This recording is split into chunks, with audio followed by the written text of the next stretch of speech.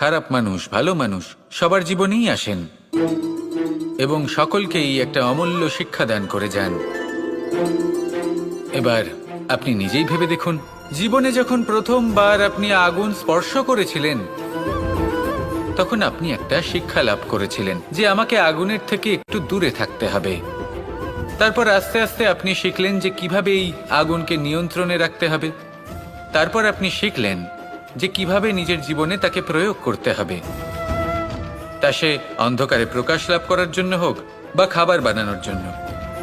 সেইভাবেই কোনো খারাপ ব্যক্তি যখন আপনার জীবনে আসে কোনো শিক্ষা দিয়ে যান, তার প্রতি কৃতজ্ঞ থাকুন। তার বিষয় খারাপ ভাবার বা খারাপ অনুভূতি নিয়ে থাকার কোনো প্রয়োজন নেই। সেই শিক্ষা লাভ করুন, ইতিবাচক মনোভাব নিয়ে জীবনের সামনে এগোতে থাকুন। কেউ নেই যিনি আপনাকে বাধা দিতে পারেন। আসুন আমার সাথে ভালোবেসে বলুন,